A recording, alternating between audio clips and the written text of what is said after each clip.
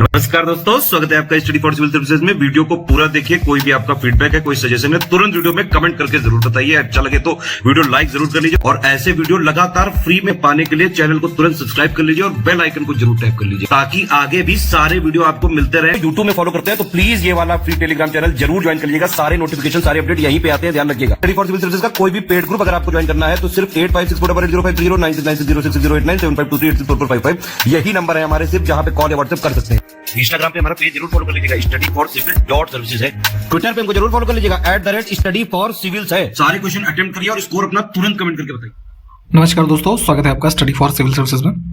Wait quizzes continue करेंगे। आज का फर्स्ट क्वेश्चन देखते हैं। A new cold war, Henry Kissinger and the rise of China. ठीक है, इस नाम की एक पुस्तक है, तो अभी इसको किसने लिखा है ये बताना है। तो एक लेखक हैं संजय बारू, है ना, डी ऑप्शन में देखिए। तो इनकी पुस्तकें पहले भी यूपीपीएससी आयोग पूछता रहा है ना। तो अभी इनकी ये जो बुक आई थी तो इसमें बेसिकली ये हेनरी किसिंगर जो थे ये अराउंड 1971 के आसपास यूएस के वो थे, आपका जो है नेशनल सिक्योरिटी एडवाइजर, है ना। तो एक सीक्रेट विजिट किया था इन्होंने चाइना में और उसी के संबंधित जो इवेंट है ना, उसके संबंध में ये पुस्तक लिखी है इन्होंने, new cold war, Henry Kissinger and the rise of China. ठीक है, तो यहाँ पे लेखक का नाम ध्यान रखेंगे संजय बारू, और इसमें एक और इनके को ऑथर थे, ये न्यूज़पेपर एडिटर थे फॉर्मर, राहुल शर्मा करके इनका नाम था। ठीक, इसको भी ध्यान रख सकते हैं। तो डी ऑप्शन करेक्ट है। निम्न में से किसे 1857 के विद्रोह के दौरान बहादुर शाह के द्वारा साहिब ए आलम बहादुर की उपाधि से सम्मानित किया गया था। ठीक है, तो ये जो मुगल बादशाह रहे उस समय बहादुर शाह, तो इनके द्वारा साहिब ए आलम बहादुर, ठीक है, ये टाइटल से सम्मानित किया गया था बख्त खान को।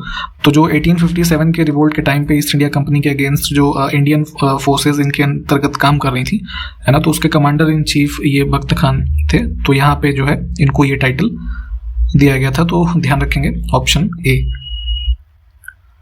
द्वैतवाद सिद्धांत के प्रतिपादक कौन थे? ठीक है, तो अलग अलग जो फिलोसॉफिकल थॉट्स आप पढ़ते हैं, है ना, तो सब जो है अलग अलग लोगों के द्वारा अलग अलग समय पे दिए गए हैं। तो द्वैतवाद का संबंध है इनसे, माधवाचार्य से। ठीक, ऑप्शन बी।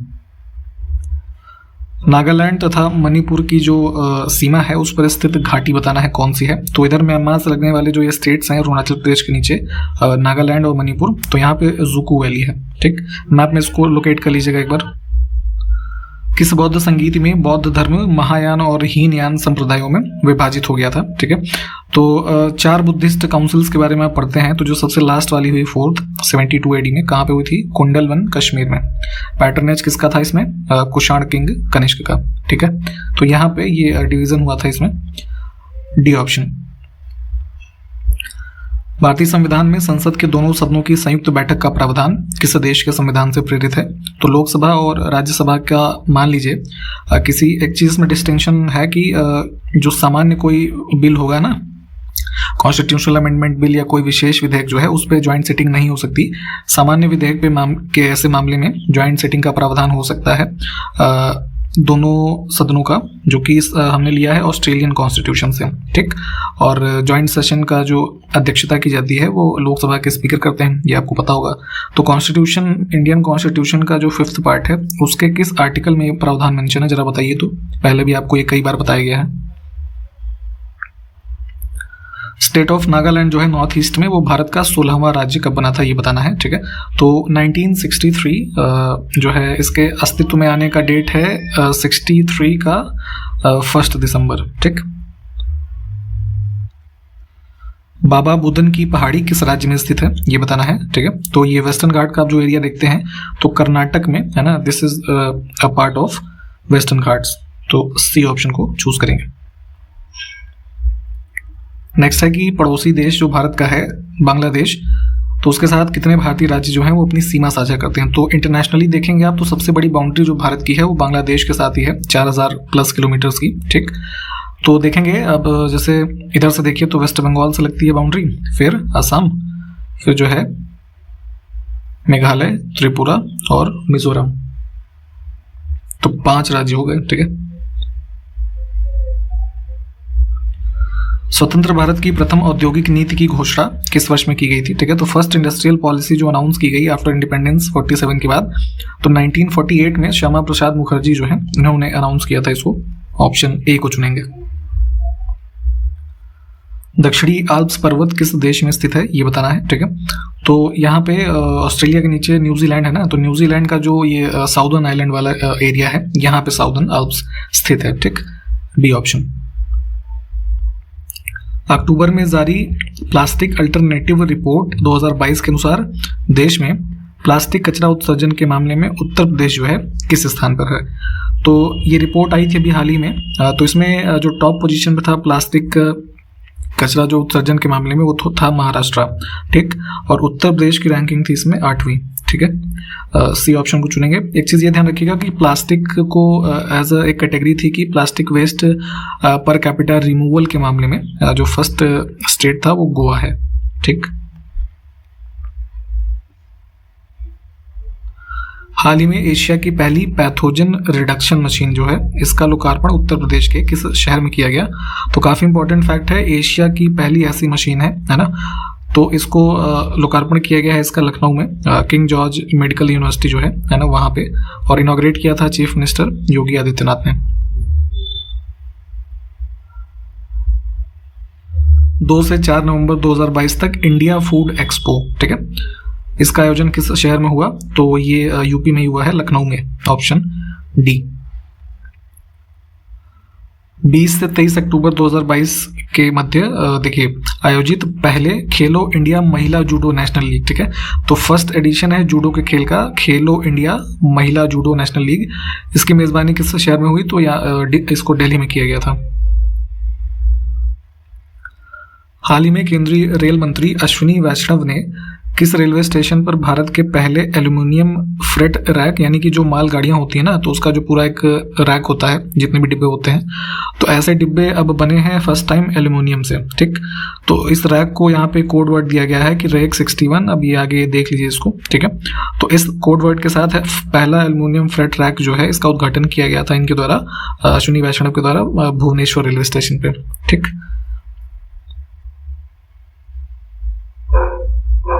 हाल ही में किस देश ने निहोंशु शेक, ठीक है, देखिए एक बेसिकली ये एक एल्कोहलिक बेवरेज है, ठीक है, तो इसके लिए भौगोलिक संकेतक यानी कि जीआई टैग के लिए एप्लीकेशन जो है किया है। तो जापान की एम्बेसी जो है इंडिया में, यानी न्यू दिल्ली में, तो उन्होंने ये एप्लीकेशन किया है फॉर द जीआई टैग निहोंशु शेक, ठीक है, एक एल्कोहलिक पेय है, इसको भी ध्यान रखें, बी ऑप्शन।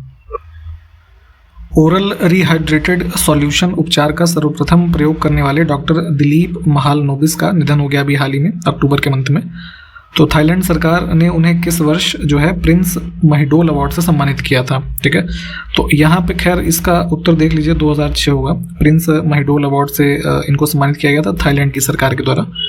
सी ऑप्शन को चुनेंगे। इसमें ध्यान देंगे 1971 का जो बांग्लादेश का लिबरेशन वॉर हुआ, ठीक, तो उस दौरान जो रिफ्यूजीज थे, तो उनके बीच में कालरा जो है उसका एक बहुत ही ज़्यादा आउटब्रेक फैला, ठीक, तो उसी के दौरान जो ये आप आजकल देखते हैं ना ORS के पैकेट्स आते हैं, है ना, ORS घोल, तो इस यहाँ पे इस तकनीक को इन्होंने सबसे पहले उपचार यहाँ पे यूज़ किया था दिलीप महालनोबिस ने, ठीक है, तो ध्यान रखेंगे इसको भी, ऑप्शन इस पर्टिकुलर क्वेश्चन में सी करेक्ट था।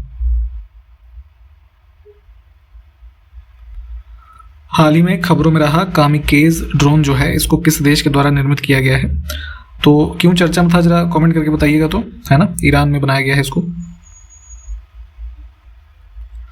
19 अक्टूबर 2022 को किस मंत्रालय ने नई दिल्ली में गृह मंत्रालय के सहयोग से जनजातीय युवाओं के विकास के लिए 14वां जनजातीय युवा आदान प्रदान कार्यक्रम का आयोजन किया, ठीक, तो ध्यान रखेंगे दिल्ली में आयोजन हुआ है 19 अक्टूबर को। गृह मंत्रालय तथा युवा और ये खेल मामलों का जो मंत्रालय है, इन्होंने ट्राइबल यूथ जो है इनके फर्दर डेवलपमेंट के लिए इस इवेंट को ट्राइबल यूथ एक्सचेंज प्रोग्राम जो है इसको आयोजित किया था।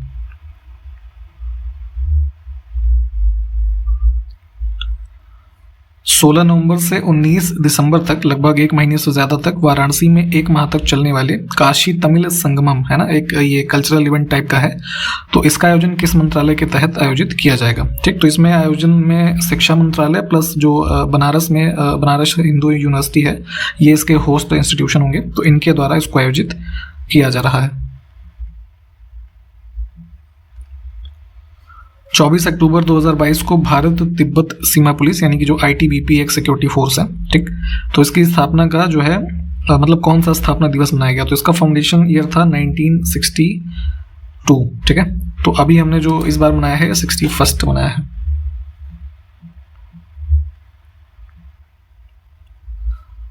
इसमें देखिए इन नदियों के बारे में पूछा जा रहा है कि कौन सी नदी जो है अरुणाचल प्रदेश राज्य जो है इससे होकर के बहती है।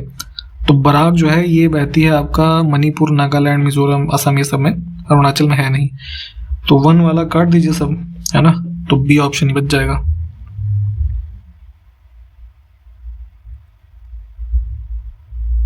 छब्बीस अक्टूबर 2022 को श्री विजय वल्लभ सुरेश्वर जी, ठीक है, ये देखिए नाम पूरा देख लीजिए। तो इनकी 150वीं जयंती मनाई गई 26 अक्टूबर 2022 को। तो इनका संबंध किस धर्म से है?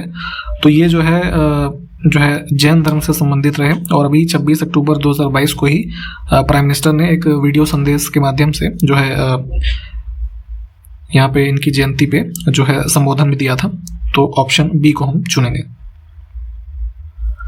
अक्टूबर 2022 में जापान और किस देश ने एक नए द्विपक्षीय सुरक्षा समझौते पर हस्ताक्षर किए, ठीक है। तो बायलैटरल सिक्योरिटी एग्रीमेंट हुआ है जापान और ऑस्ट्रेलिया के मध्य। एयरफोर्स का संयुक्त युद्धाभ्यास जिसका नाम है गरुण, और ये 7th एडिशन है, ठीक है, गरुण 7। तो जोधपुर में अभी किन 2 देशों के मध्य आयोजित किया गया? तो यहाँ पे भारत और फ्रांस जो है इसमें शामिल रहे इस एक्सरसाइज में। अक्टूबर 2022 में जारी एक रिपोर्ट के अनुसार लंपी वायरस के टीकाकरण के मामले में कौन देश का भारत देश का कौन सा राज्य पहले स्थान पे है, ठीक है। तो आपने देखा होगा ये एनिमल्स में काफ़ी ज़्यादा भी कुछ महीने पहले ये बीमारी फैली थी, स्पेशली गायों में, ठीक है। तो लंपी वायरस के कारण होने वाले रोग के टीकाकरण में सबसे पहले स्थान पे है उत्तर प्रदेश। देखिए यहाँ पे कुछ युग्म दे रखे हैं जो कि समुद्र सीमा और उससे लगने वाले जो देश हैं उससे संबंधित हैं। तो इसमें देखिए कौन किससे सुमेलित है। तो सुमेलित इसमें एक नहीं है, ये काला सागर वाला क्रोएशिया लिखा है, ये गलत हो जाएगा। अब चूंकि ये जो काला सागर से देखेंगे आप तो जो देश लगते हैं यहाँ पे यूक्रेन है, ठीक है, रशिया, इधर जॉर्जिया है, ठीक है, और इसके अलावा टर्की, बुल्गारिया और रोमानिया है ना, ये 6 देश हैं, ठीक। क्रोएशिया इसमें है नहीं, बाकी के सब ऑप्शंस यहाँ पे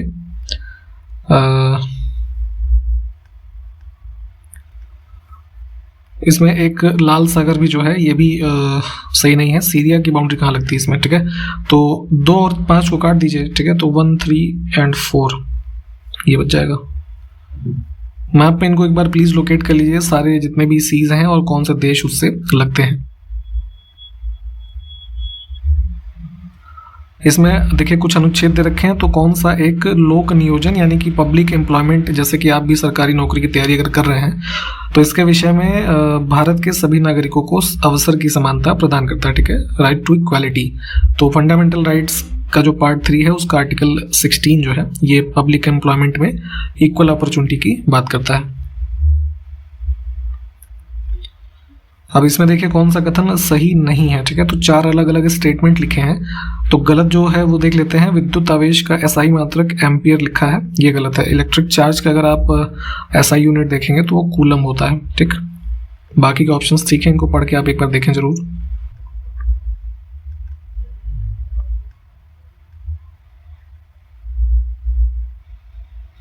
इसमें देखिए कि कहा जा रहा है कि कौन सा भाग हमारे शरीर का सबसे कठोर भाग है, ठीक है। तो आप जैसे आपके जो दांत होते हैं, ठीक है, तो ऐसे एक स्ट्रक्चर देखिए, तो कुछ ऐसे बना होता है, ठीक है। तो यहाँ ऊपर की जो लेयर होती है इसको बोलते हैं इनामल, है ना। तो ये सबसे हार्डेस्ट पार्ट होता है हमारे ह्यूमन बॉडी में। निम्न में से किस फसल में नील हरित शैवाल मुख्यतः जैव उर्वरक के रूप में प्रयोग होते हैं, ठीक है। तो बायो फर्टिलाइजर्स के रूप में हम यूज करते हैं ब्लू ग्रीन एल्गी को धान के खेतों में, ठीक है। इनके कोई एग्जांपल बताइए जरा, नाम कुछ कमेंट करके। नेशनल प्लानिंग यानी कि राष्ट्रीय नियोजन में रोलिंग प्लान की अवधारणा किसके द्वारा लागू की गई थी, ठीक है। तो देखिए जो 5th 5-year प्लान चल रहा था तो उसको जनता पार्टी गवर्नमेंट जब आई तो इन्होंने उसको एक तरीके से कह लीजिए खत्म किया और उसके जगह पे इन लोग रोलिंग प्लान लेके आए, जिसमें 1-1 साल के प्लान बनते थे और पिछले साल के असेसमेंट पे अगला प्लान जो है फॉर्मुलेट किया जाता था। परंतु ये भी ज़्यादा दिन कहाँ चला, फिर 1980s के अराउंड इसको खत्म करके फिर जो 6th प्लान था, जब कांग्रेस गवर्नमेंट फिर से आई तो उन्होंने 6th 5-year प्लान जो है उसको फिर से लागू किया, ठीक। तो इससे संबंधित था ये रूलिंग प्लान जनता पार्टी की सरकार के द्वारा।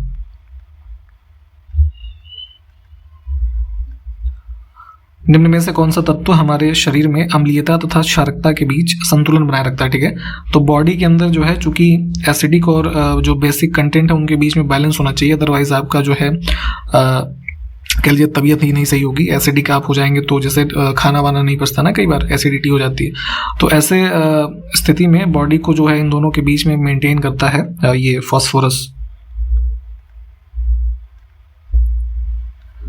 खनिज तेल और खाद्य तेल के अत्यधिक परिवहन के कारण किस नदी को तेल नदी भी कहा जाता है? ठीक है, तो यहाँ पे मैसिव ट्रांसपोर्टेशन है इसमें आपका जो है नाइजर रिवर में, ये वेस्टर्न अफ्रीकन रीजन में आप देखेंगे तो ऑयल्स के जो है ट्रांसपोर्टेशन की वजह से इसको ऑयल रिवर भी जो है कहा जाता है।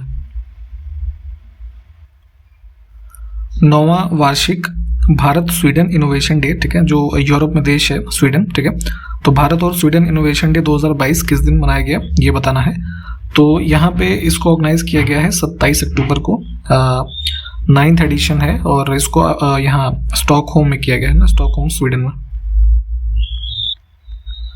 मलेशिया में सुल्तान जोहोर कप 2022 हॉकी टूर्नामेंट किस देश ने जीता है? ठीक है, तो 2022 का सुल्तान जोहोर कप, पहले ये ध्यान रखिएगा कि हॉकी का टूर्नामेंट होता है ये, और 2022 में मलेशिया में हुआ, इंडियन टीम इसमें जीती है। इससे पहले 2013 और 14 में भी भारत ने जीता था, और इसमें यहाँ पे वो रहे थे जो है प्लेयर ऑफ द सीरीज कह लीजिए, है ना, शारदानंद तिवारी करके इनका नाम था। ठीक, तो ऑप्शन ए को चुनेंगे। हाल ही में the emissions gap report 2022 the closing window, है ना, ये पूरा नाम है, तो इस रिपोर्ट को किसके द्वारा जारी किया गया है? ठीक है, तो ये रिपोर्ट आती है इनके द्वारा, यूनाइटेड नेशन एनवायरनमेंट प्रोग्राम के द्वारा।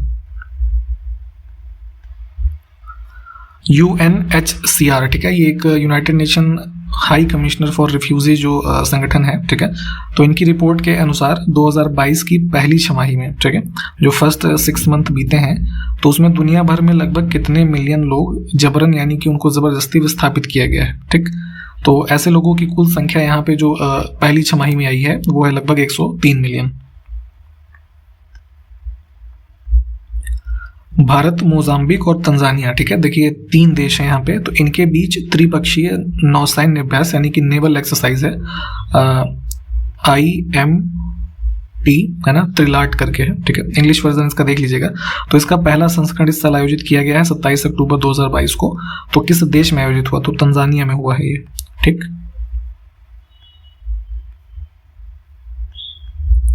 स्टैटिस्टिया, ठीक है, ये देखिए एक ऑर्गेनाइजेशन है, तो इनकी इन्फोग्राफिक्स रिपोर्ट के अनुसार अभी हाल ही में जो आई, तो नौकरियां देने में दुनिया भर में सबसे आगे किस देश का रक्षा मंत्रालय है? ठीक, तो ये बेसिकली इंडिया का जो डिफेंस मिनिस्ट्री है केंद्र सरकार में, ये लगभग 29.2 लाख लोगों को नौकरी देने का इनका दावा है ना, और दुनिया में सबसे ज्यादा नौकरी देने वाला एक संस्थान बनता है। ठीक है, तो इस रिपोर्ट के अनुसार ये आंकड़ा है स्टैटिस्टिया की इन्फोग्राफिक्स के अनुसार। ठीक,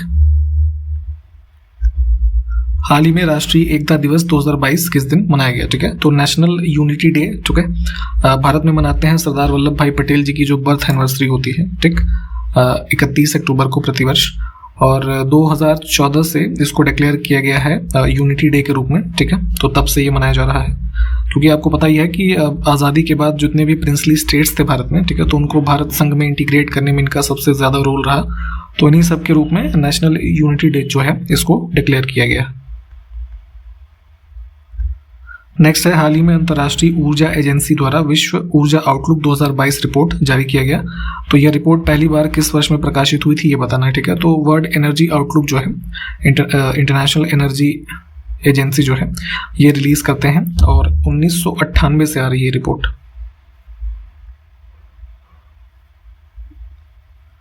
हाल ही में द्विपक्षीय नौसैनिक अभ्यास सिम्बेक्स 2022, ठीक, तो भारत और किस देश के बीच आयोजित किया गया है? तो इसमें सिम्बेक्स में इंडिया और सिंगापुर हैं। 26 से 30 अक्टूबर के मध्य यहाँ पे जो है ये विशाखापट्टनम में इसको आयोजित किया गया, और 29th एडिशन था ये। ठीक, इसको भी ध्यान रखेंगे।